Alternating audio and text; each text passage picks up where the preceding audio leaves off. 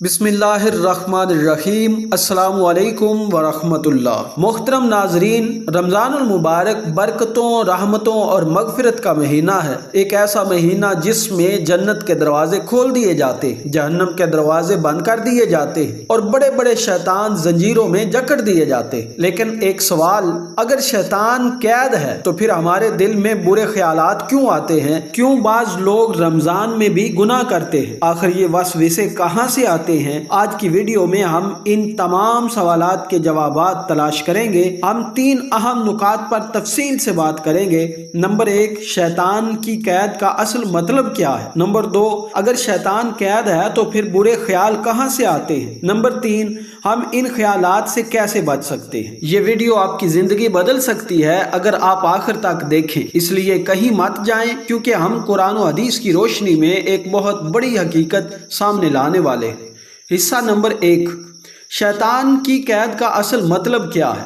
بہت سے لوگ سمجھتے ہیں کہ رمضان میں برائی ختم ہو جانی چاہیے کیونکہ شیطان قید ہے، لیکن حقیقت میں نبی اکرم صلی اللہ علیہ وسلم نے فرمایا، جب رمضان آتا ہے تو جنت کے دروازے کھول دیے جاتے ہیں، جہنم کے دروازے بند کر دیے جاتے ہیں اور سرکش شیطان جکڑ دیے جاتے ہیں۔ یہاں ایک بات سمجھنے کی ضرورت ہے، اس حدیث پاک میں سرکش شیطانوں کا ذکر ہے، یعنی سب نہیں بلکہ بڑے اور طاقتور شیطان قید کیے جاتے ہیں۔ چھوٹے شیطان جو انسان کے ساتھ رہتے ہیں وہ آزاد رہتے ہیں۔ قید کا مطلب یہ نہیں کہ شیطان بالکل ہی ختم ہو جاتے ہیں، بلکہ ان کی طاقت کمزور پڑ جاتی ہے۔ نبی کریم صلی اللہ علیہ وسلم نے ایک اور حدیث میں فرمایا، ہر انسان کے ساتھ ایک شیطان ہوتا ہے۔ صحابہ اکرام رضی اللہ تعالی عنہم نے پوچھا، یا رسول اللہ صلی اللہ علیہ وسلم، آپ کے ساتھ بھی؟ فرمایا، ہاں، مگر اللہ نے میرے شیطان کو اسلام قبول کرنے کی توفیق دی، اس لیے وہ صرف نیکی کی راہ دکھاتا ہے۔ یہ حدیث بتاتی ہے کہ رمضان میں بھی ہمارے ساتھ ایک شیطان رہتا ہے جو ہمیں برائی کی طرف مائل کر سکتا ہے۔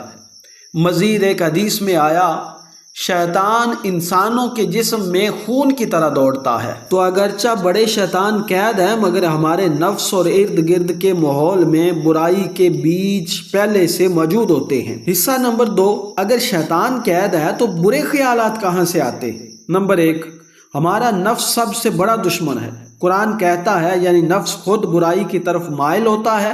نبی کریم صلی اللہ علیہ وسلم نے فرمایا، سب سے بڑا جہاد اپنے نفس کے خلاف جہاد کرنا ہے۔ اگر شیطان ہمیں وسوسے نہ بھی ڈالے تب بھی ہمارا نفس ہمیں برائی پر آمادہ کر سکتا ہے۔ نمبر 2، پرانی عادتیں اور برے اعمال کا اثر۔ نبی کریم صلی اللہ علیہ وسلم نے فرمایا، جب انسان کوئی گناہ کرتا ہے تو اس کے دل پر ایک سیاہ نقطہ پڑ جاتا ہے، اگر وہ توبہ کرے تو وہ مٹ جاتا ہے، ورنہ بڑھتا چلا جاتا ہے۔ اگر ہم سارا سال برے کام کرتے رہے تو رمضان میں بھی ہماری عادتیں خود بخود ہمیں گناہ کی طرف مائل کریں گی۔ نمبر 3، دنیاوی ماحول اور برے دوست۔ اللہ تعالیٰ فرماتے ہیں، اور اس دن ظالم انسان اپنے ہاتھ چبائے گا اور کہے گا، کاش میں فلاں کو دوست نہ بناتا۔ نبی کریم صلی اللہ علیہ وسلم نے فرمایا، انسان اپنے دوست کے دین پر ہوتا ہے، اس لیے دیکھو کہ تم کس کو دوست بنا رہے ہو۔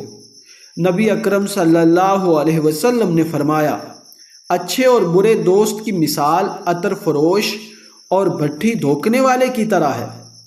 عطر فروش تمہیں خوشبو دے گا اور لوہار کی بھٹی تمہارے کپڑے جلا دے گی۔ اگر ہم برے لوگوں کے ساتھ بیٹھیں گے تو وہی ہمیں گمراہ کریں گے، چاہے شیطان قید ہو یا نہ ہو۔ حصہ نمبر 3، ہم ان خیالات سے کیسے بچ سکتے ہیں؟ نمبر 1، توبہ اور استغفار۔ نبی کریم صلی اللہ علیہ وسلم نے فرمایا، جو شخص دن میں 100 مرتبہ استغفار کہتا ہے، اللہ اس کے تمام گناہ معاف فرما دیتا ہے۔ ہر وقت استغفر اللہ پڑھنے کی عادت ڈالیے۔ نمبر 2، قرآن کی تلاوت اور ذکر۔ شیطان کو بھگانے کا بہترین طریقہ قرآن پڑھنا ہے۔ نبی کریم صلی اللہ علیہ وسلم نے فرمایا، جس گھر میں سورہ بقرہ پڑھی جائے وہاں شیطان نہیں رہتا۔ اللہ تعالیٰ کا ذکر بھی شیطان کے واروں سے محفوظ رکھتا ہے۔ نبی کریم صلی اللہ علیہ وسلم نے ارشاد فرمایا، جب تم میں سے کوئی شخص اپنے گھر میں داخل ہوتے وقت اور کھانا کھاتے وقت اللہ کا ذکر کرتا ہے تو شیطان کہتا ہے نہ تمہیں یہاں رات گزارنے کی جگہ ملی اور نہ کھانا، اور جب وہ داخل ہوتے اور کھانا کھاتے وقت اللہ کا ذکر نہیں کرتا تو شیطان کہتا ہے تمہیں رات گزارنے کی جگہ اور کھانا دونوں مل گئے۔ اس حدیث سے معلوم ہوتا ہے کہ روزمرہ کے اعمال میں اللہ کا ذکر کرنا شیطان سے حفاظت کا ذریعہ بنتا ہے۔ نمبر 3، اچھے دوست اور اچھا ماحول۔ نبی کریم صلی اللہ علیہ وسلم نے ارشاد فرمایا، آدمی اپنے دوست کے دین پر ہوتا ہے، پس تم میں سے ہر ایک کو دیکھنا چاہیے کہ وہ کس سے دوستی کر رہا ہے۔ اس حدیث سے واضح ہوتا ہے کہ ہمارے دوست اور تعلقات ہماری دینی اور اخلاقی حالت پر گہرا اثر ڈالتے ہیں، لہذا اچھے ماحول اور نیک لوگوں کی صحبت اختیار کرنا یہ ہمیں رمضان المبارک میں بھی گناہوں سے بچاتا ہے، اور اس کے علاوہ باقی مہینوں کے اندر بھی اللہ تعالیٰ گناہوں سے محفوظ رکھتا ہے۔ میرے بھائیوں اور بہنوں، شیطان ہمیں برائی میں ڈالنے کے لیے رمضان سے پہلے ہی اپنا کام کر چکا ہوتا ہے، اور جب وہ قید ہوتا ہے تو ہمارا نفس، عادتیں اور ماحول ہمیں گناہ کی طرف لے جاتے ہیں۔ اس لیے ہمیں چاہیے کہ ان چیزوں پر عمل کر کے اپنے نفس کو قابو میں کرنا ہوگا، اللہ کی طرف رجوع کرنا ہوگا اور اپنے اعمال کو بہتر بنانا ہوگا۔ محترم ناظرین، اگر آپ کو یہ ویڈیو پسند آئی ہے تو برائے مہربانی لائک ضرور کریں۔ آپ کا ایک لائک ہماری حوصلہ افزائی کرتا ہے اور ہمیں مزید اچھا کنٹینٹ بنانے میں مدد دیتا ہے۔ ہمارے چینل کو ضرور سبسکرائب کریں تاکہ آپ کو ہماری نئی ویڈیوز کی بر وقت اطلاع مل سکے۔ ساتھ میں بیل آئیکن کو دبانا نہ بھولیے گا تاکہ آپ کوئی بھی نئی ویڈیو مس نہ کریں۔ اگر آپ کے ذہن میں کوئی سوال، کوئی رائے یا مشورہ ہو تو برائے کرم کمنٹ سیکشن میں ہمیں ضرور بتائیں۔ آپ کے کمنٹس ہمیں مزید بہتر ویڈیوز بنانے کی راہ دکھاتے ہیں۔ اور ہاں، اس ویڈیو کو اپنے دوستوں اور فیملی کے ساتھ شیئر کریں تاکہ زیادہ سے زیادہ لوگ اس معلومات سے فائدہ اٹھا سکیں۔ ہماری حوصلہ افزائی کے لیے لائک، شیئر، سبسکرائب اور کمنٹ ضرور کریں۔ محترم ناظرین، ہم جلد ہی ایک نئی اور معلوماتی ویڈیو کے ساتھ حاضر ہوں گے۔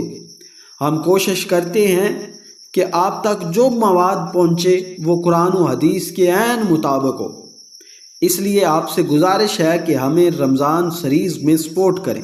ملتے ہیں اگلی ویڈیو میں، تب تک کے لیے اپنا رکھیے بہت سارا خیال اور مجھے دیجیے اجازت۔ السلام علیکم ورحمۃ اللہ وبرکاتہ۔